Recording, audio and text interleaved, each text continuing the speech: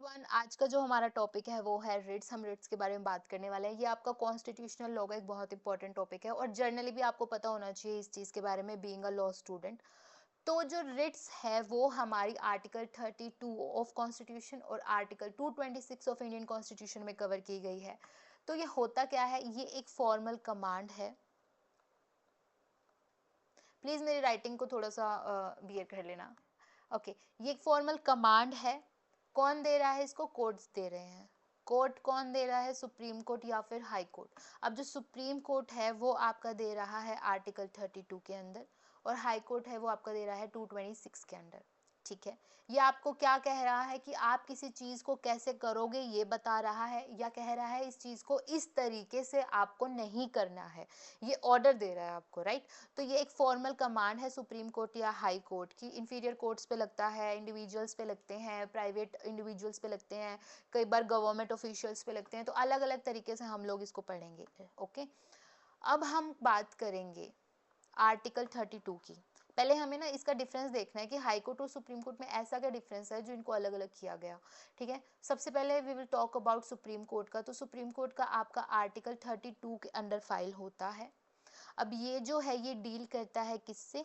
सिर्फ fundamental right से, और कोई राइट नहीं, सिर्फ फंडामेंटल राइट। तो फंडामेंटल राइट है तो इसका मतलब इसका जो स्कोप है वो नैरो है, बहुत ज़्यादा नैरो है। और ये आपका बाइंडिंग फोर्स में रहता है, बाइंडिंग होता है, और पूरे इंडिया पे एप्लीकेबल होता है। ओके, अब हम बात करेंगे आर्टिकल आर्टिकल 226 जो हाई कोर्ट के रिट्स की बात करता है। अब ये जो है ये डील करता है किससे? फंडामेंटल राइट से तो करेगा ही करेगा, प्लस अदर लीगल राइट्स।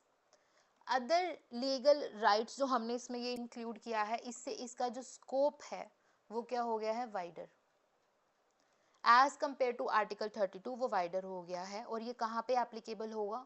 ये उन स्टेट्स पे एप्लीकेबल होगा जिस स्टेट का हाई कोर्ट होगा, उसी स्टेट पे ये सारे रूल्स रेगुलेशंस या जो भी रिट्स वगैरह आएंगी वो सब उसी स्टेट पे एप्लीकेबल होगी, और किसी दूसरे स्टेट पे बाइंडिंग नहीं है वो।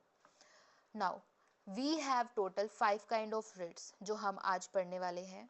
मैं अभी भी बता रही हूँ, हम इसका सिर्फ बेसिक करेंगे, इन डिटेल वीडियो बाद में देखेंगे, अभी इतना ज़रूरत नहीं है। सो there are total 5 kind of writs. The first one is habeas corpus. Okay, the first one is habeas corpus. Then we have mandamus, prohibition, certiorari, and at the end we have quo warranto. इन 5 writs के बारे में हम थोड़ा थोड़ा पढ़ने वाले हैं। सबसे पहले हम लोग लेंगे अपना हैबियस कॉर्पस। तो हैबियस कॉर्पस में क्या हो रहा है? एक तो ये किसके अगेंस्ट इशू हो रहा है? इंडिविजुअल या फिर स्टेट। क्यों हो रहा है? क्योंकि इन लोगों ने क्या किया है, एक पर्सन को रॉन्गफुली कन्फाइन कर लिया है, बोले तो डिटेन कर लिया है। ठीक है, रॉन्गफुली उसको रोक लिया है बेमतलब से, या तो इंडिविजुअल ने या स्टेट ने, किसी ने भी। स्टेट में आपकी पुलिस अथॉरिटीज भी आती हैं। ठीक है, इन लोगों ने क्या कर लिया, किसी पर्सन को रॉन्गफुली डिटेन कर लिया है। तो कोर्ट क्या कर रहा है? कोर्ट बोल रहा है, कोर्ट ऑर्डर कर रहा है इस रिट के अंडर उन लोगों को कि भाई साहब आप उस बंदे को छोड़ो, ठीक है, उसको आप रिलीज करो और प्रोड्यूस करो। कहाँ पे? कोर्ट में। आर्टिकल 32 में किया है तो आप उसको सुप्रीम कोर्ट में करो, आर्टिकल 226 में किया है तो आप उसको उस पर्टिकुलर हाई कोर्ट में करो। ठीक है, अब ये कब इशू हो सकती है? ये तो हमने जर्नली पढ़ लिया, लगा लो। ठीक है, अब थोड़ा सा अगर हम इन डिटेल पढ़ें इसको व्हेन में, तो कब हो सकती है ये? एक पर्सन है, जैसे उसको अरेस्ट कर लिया, अरेस्ट करने के बाद उसको आपको प्रोड्यूस करना था कहाँ पे? मजिस्ट्रेट के सामने। कब तक? 24 आवर्स में। आपने नहीं किया तो ये वाले रिट आपके अगेंस्ट इशू की जा सकते हैं कि उस पर्सन को लेके आओ। या फिर आपने किसी ऐसे पर्सन को अरेस्ट कर लिया जिसने बेचारे ने कुछ ऐसा गलत किया ही नहीं इलीगली, तब आपके खिलाफ ये हैबियस कॉर्पस की रिट आ सकती है। कब नहीं की जाएगी? जब उस पर्सन को आपने लीगली डिटेन किया है। मतलब लीगली अरेस्ट किया आपने उसको, ठीक है, तब आपके अगेंस्ट ये हैबियस कॉर्पस की रिट नहीं आएगी। अब ना हमारे पास ना एक प्रिंसिपल है जो हम इन रिट्स में पढ़ने वाले हैं, वो है हमारा प्रिंसिपल ऑफ लोकस स्टैंडाई। ये यहाँ पे एप्लीकेबल नहीं होगा हैबियस कॉर्पस में। इसमें क्या होता है, इस प्रिंसिपल के अकॉर्डिंग क्या होता है कि जो बंदा जिसको हर्ट हुआ है, मतलब कि जिसके साथ गलत हुआ है, सिर्फ वही ये चीज फाइल कर सकता है। ये चीज हैबियस कॉर्पस में नहीं है, मतलब हैबियस कॉर्पस में कोई भी पर्सन आपके बिहाफ पे फाइल कर सकता है। ओके और यहाँ पे अच्छा हैबियस कॉर्पस जो है वो रेस जुडिकाटा की एक्सेप्शन है। क्यों है, क्योंकि इसका जो हैबियस कॉर्पस का जो नेचर है वो बाकी रिट से ना बहुत अलग है, तो इसलिए हैबियस कॉर्पस एक्सेप्शन है रेस जुडिकाटा की। रेस जुडिकाटा आपको क्या बोलता है कि same parties same subject matter पे एडजुडिकेट होने के बाद वापस से कोर्ट में फाइल नहीं कर सकती केस को, लेकिन ये इसका एक्सेप्शन है। हैबियस कॉर्पस आप जितनी बार चाहे उतनी बार फाइल कर सकते हो। इसका एक केस है हमारा सुनील बत्रा वर्सेस दिल्ली एडमिनिस्ट्रेशन, याद कर लेना, एक ही केस बहुत है, यही बार बार पूछा जाता है। वैसे तो बहुत सारे केसेस हैं पर ये थोड़ा इंपॉर्टेंट केस है, right. Then we have mandamus. Mandamus is a form of command, ठीक है जी। It's a form of command, जैसे कि आप कहीं पे जाते हो, किसी ऑफिस में जाते हो और वहां पे जाके आपने कोई काम बोला और उस बंदे को करना चाहिए था पर उसने नहीं किया, तो आप क्या करोगे, आप मैंडेमस के रिट फाइल करोगे। इसमें क्या होता है, इसमें उस पर्सन को बोला जाता है कि भाई तेरी ये ड्यूटी थी जो तूने मना कर दी थी करने से, या तूने गलत की, तो उसको कर, ठीक है, उसको कर, और ये तेरी ऑफिशियल ड्यूटी है। अब हम बड़ा ऑफिशियल बात कर रहे हैं तो मैं बता दूं, ये जो हमारी मैंडेमस की जो रिट है ये आपकी किसके अगेंस्ट फाइल होती है, पब्लिक अथॉरिटीज के, पब्लिक अथॉरिटीज या फिर पब्लिक ऑर्गेनाइजेशन या फिर कोई पब्लिक बॉडी। राइटिंग का प्लीज थोड़ा सा देख लेना, या फिर इंफीरियर कोर्ट या फिर ट्रिब्यूनल या फिर गवर्नमेंट, इन लोगों के अगेंस्ट आपकी जो रिट है ये फाइल की जा सकती है। एक सेकेंड। तो अब अगर इन लोगों में से, मैं दोबारा लिख दूं क्या, मैं बता देती हूँ, आप लोग नोट कर लो। तो अगर इन लोगों में से, इन लोगों में कौन है, कोई पब्लिक अथॉरिटी, कोई इंफीरियर कोर्ट, कोई ट्रिब्यूनल या फिर कोई गवर्नमेंट या कोई कॉरपोरेशन, ठीक है, आप अपनी ड्यूटी करने से मना कर दे तो आप उसके खिलाफ मैंडेमस की रिट फाइल कर सकते हो, रिट पिटीशन फाइल कर सकते हो। उसके बाद उसको कोर्ट बोलेगा इन अ फॉर्म ऑफ कमांड कि भाई साहब आप अपनी ड्यूटी को परफॉर्म करो जो आपने परफॉर्म नहीं की थी, ठीक है। यहाँ पे हमारा प्रिंसिपल ऑफ लोकस स्टैंडाई लगेगा, जिसके साथ गलत हुआ है वही आए और अपना केस फाइल कराए। अब ये कहाँ पे ये अप्लाई नहीं किया जाएगा, कहाँ पे इसको ग्रांट नहीं किया जाएगा, जहाँ पे हम लोग बात कर रहे हैं प्रेसिडेंट की या फिर गवर्नर की या फिर जज ऑफ हाई कोर्ट या फिर सुप्रीम कोर्ट, इनके अगेंस्ट आप फाइल नहीं कर सकते, या फिर किसी प्राइवेट पर्सन के अगेंस्ट भी आप फाइल नहीं कर सकते, ठीक है, या कोई प्राइवेट ऑर्गेनाइजेशन। गवर्नमेंट ऑर्गेनाइजेशन के अगेंस्ट आप फाइल कर सकते हो पर प्राइवेट ऑर्गेनाइजेशन के अगेंस्ट आप फाइल नहीं कर सकते मैंडेमस की, ठीक है। मैंडेमस का भी एक केस है अपने पास बहुत important, Gujarat state financial corporation versus lotus hotel, very important case, exam में बहुत बार आया हुआ है, यूजीसी नेट के एग्जाम में बहुत बार आया हुआ है, तो ये थोड़ा सा कर लेना। Then we have prohibition. एक सेकेंड, हाँ,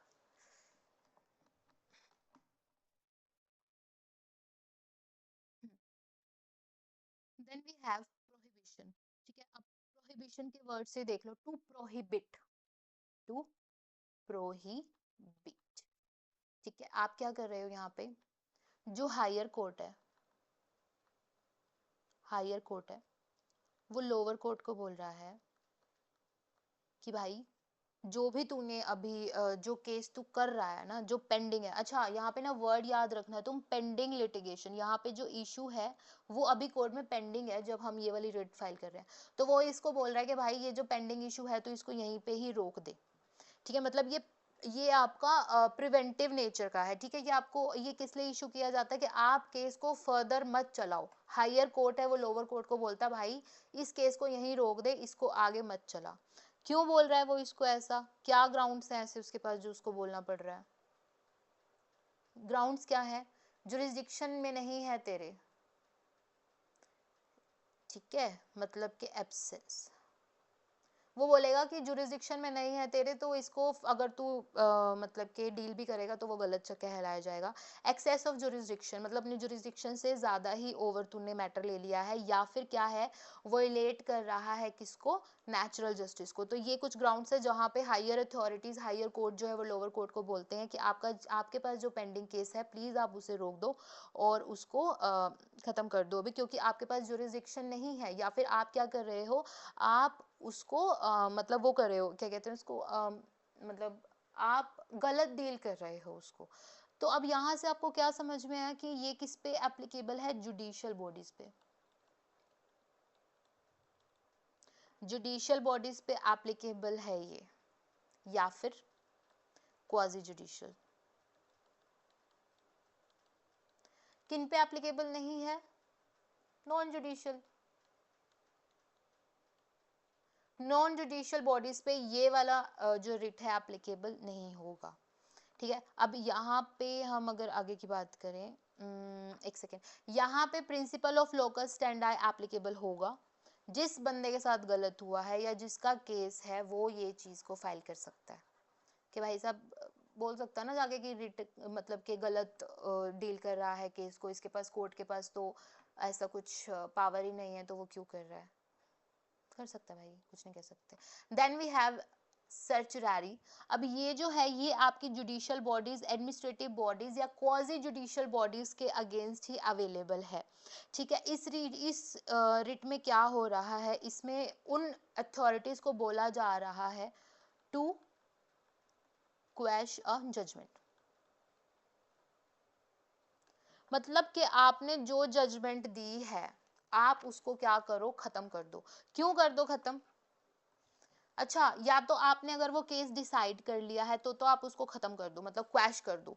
ठीक है, या फिर अगर अभी वो पेंडिंग में है तो आप उसको ट्रांसफर कर दो सही अथॉरिटीज के पास। ठीक है, अब ग्राउंड्स क्या है, यहाँ पे भी वही ग्राउंड्स है जुरिस्डिक्शन वाला, excess of jurisdiction, lack of jurisdiction या एरर ऑफ लॉ। इन तीन ग्राउंड्स पे अगर आपका केस डिसाइड हुआ है तो आप क्या कर सकते हो, आप इस रिट के अंदर जा सकते हो। इसमें जो हायर अथॉरिटीज हैं वो जाके उसको बोलेंगे कि भाई आप इस जजमेंट को क्वैश कर दो, या फिर अगर आपका केस अभी भी पेंडिंग में है तो आप इसको ट्रांसफर कर दो। ठीक है, मैंने जैसे कि बताया ये अवेलेबल होगा आपका कहाँ पे, जुडिशियल बॉडीज में या फिर क्वाजी जुडिशियल बॉडीज में या फिर एडमिनिस्ट्रेटिव बॉडीज में।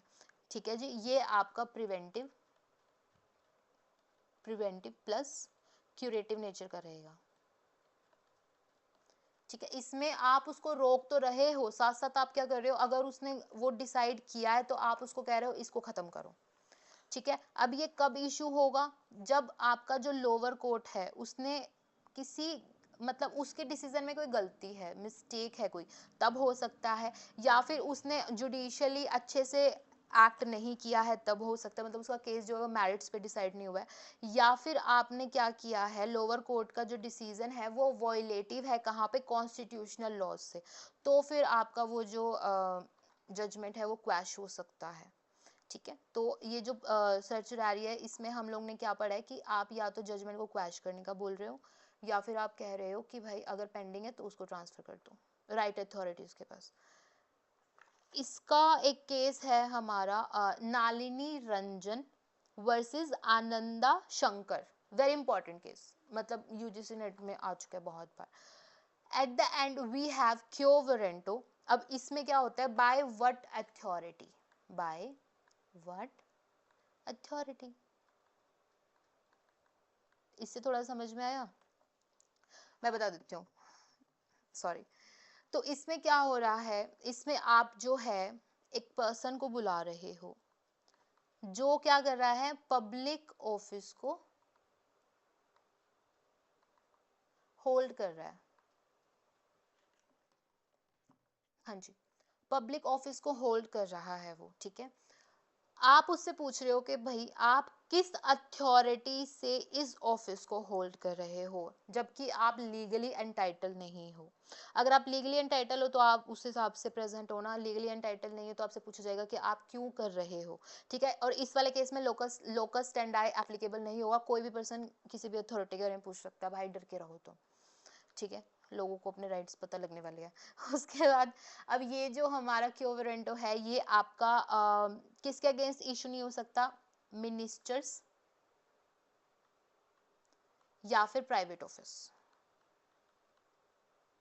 इनके अगेंस्ट नहीं हो सकता ये। बाकी आपका जो दूसरे ऑफिसेज हैं, जो आपके पब्लिक ऑफिसेज हैं, उनके अगेंस्ट ही आराम से फाइल हो सकता है। इसका एक बहुत इंपॉर्टेंट केस है UN Rao versus Indira Gandhi. Very important case, बहुत बार एग्जाम में आ चुका है, ठीक है, बहुत बहुत बहुत बार आ चुके हैं। तो केसेस का नाम याद कर लेना। बाकी मैं अभी एक बार दोबारा से बता देती हूँ, रुको।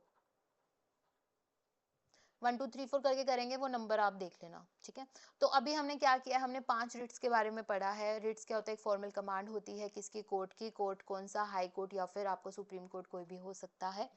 अब जो 5 रिट्स है वो कौन कौन सी है, हैबियस कॉर्पस, मैंडेमेंस, प्रोहिबिशन, सर्चरारी और क्यो वारंटो है। हैबियस कॉर्पस में आप क्या कर रहे हो, किसी का इलीगल डिटेंशन हुआ है तो आप उसको बोल रहे हो कि उसको कोर्ट में प्रोड्यूस करो, ठीक है जी। यहाँ पे लोकस स्टैंडाई एप्लीकेबल नहीं होगा, कोई भी पर्सन आके आपके बिहाफ पे रिट फाइल कर सकता है। इसका केस है वो है आपका Sunil Batra versus Delhi administration. Then we have secondly we have mandamus. Mandamus में क्या हो रहा है, आप जुडिशियल अथॉरिटीज को बोल रहे हो कि भाई आपका ये ड्यूटी थी, आपकी ये ड्यूटी थी जो आपकी लीगल ड्यूटी थी और आपने नहीं की है, तो आप प्लीज उसको परफॉर्म करो अकॉर्डिंगली, ठीक है। अब ये जो है ये आपका जुडिशियल आपका जो पब्लिक अथॉरिटीज है, जो पब्लिक ऑर्गेनाइजेशंस है, उनके अगेंस्ट फाइल हो सकता है। यहाँ पे लोकल स्टैंड आई का एप्लीकेबल होगा, जिसके साथ गलत हुआ है वो आके यहाँ पे केस फाइल करे, ठीक है। इसका जो केस है वो है आपका Gujarat state financial corporation versus lotus hotel. फिर उसके बाद आता है हमारा प्रोहिबिशन। प्रोहिबिशन में क्या हो रहा है कि आप जुडिशियल बॉडीज पे ये एप्लीकेबल हो रहा है, केस अभी पेंडिंग में है, तो आप उसको क्या बोल रहे हो, हायर कोर्ट लोअर कोर्ट को बोल रहा है कि भाई आपका या तो जुरिस्डिक्शन नहीं है, या आपका आप मतलब आपका बिल्कुल ही नहीं है, या आपका ज्यादा है, ऐसा करके कुछ उसका जुरिस्डिक्शन का इशू रहता है। तो आप क्या करो, आपके पास जो पेंडिंग केस है आप उसको ट्रांसफर कर दो किसी ऐसे कोर्ट में जहाँ पे ये चीज सही से डिसाइड हो जाए। यहाँ पे भी principle of locus standi applicable होगा, जिसके साथ गलत हुआ है वही आओ। Then we have certiorari. इसमें क्या होता है, इसमें या तो वो केस पेंडिंग में है या फिर वो केस डिसाइड हो चुका है। तो पेंडिंग में है तो ट्रांसफर कर दो, डिसाइड हो चुका है तो जजमेंट को क्वेश कर दो। क्यों, क्योंकि आपके पास या तो एक्सेस ऑफ जुरिस्डिक्शन है, या लैक ऑफ जुरिस्डिक्शन है, या एरर ऑफ लॉ है, ठीक है। ये प्रिवेंटिव और क्यूरेटिव दोनों नेचर का होता है, ठीक है। ये आपका judicial bodies, quasi judicial bodies और एडमिनिस्ट्रेटिव बॉडीज के अगेंस्ट फाइल हो सकता है। और इसका जो लैंडमार्क केस है वो आपका है नालिनी रंजन वर्सेस आनंदा शंकर।